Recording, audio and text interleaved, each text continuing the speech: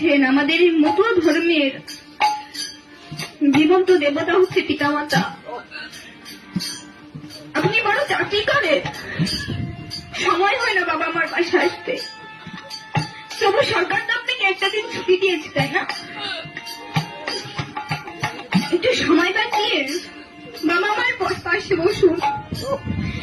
তারা যেমন আপনাদের নিয়ে হাতে ধরে সবকিছু শিখিয়েছে, আপনারাও তাদের হাত ধরে একটু রাস্তায় ঘুরুন।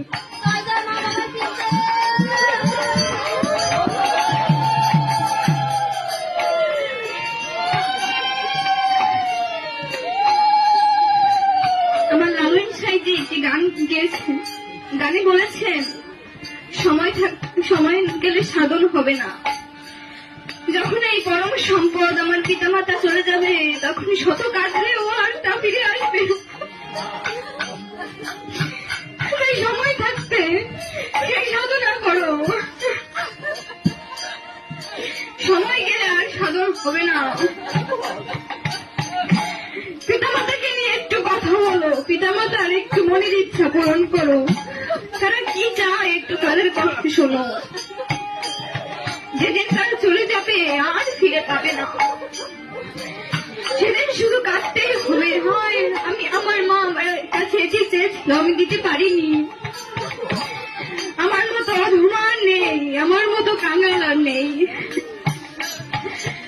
তাই তাদের একটু সময় দিই, শত ব্যস্ততার মাঝে একটু সময় বাবা মায়ের জন্য বের করুন, যাতে তারা একটু ভালো থাকে, তাদের জন্য কিছু করতে পারি, যাতে তাদের চলে যাওয়ার পরে কখনো অনুশোচনায় না ভুগতে হয়।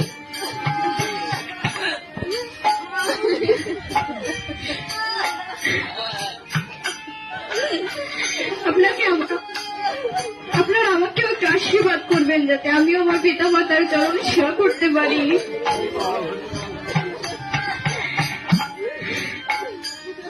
আমিও যেন একটু দেশের মঙ্গলের জন্য কাজ করতে পারি, আমার পিতা মাতার চরণ সেবা করতে পারি, তাদের মনের ইচ্ছাগুলো যেন আমি পূর্ণ করতে পারি।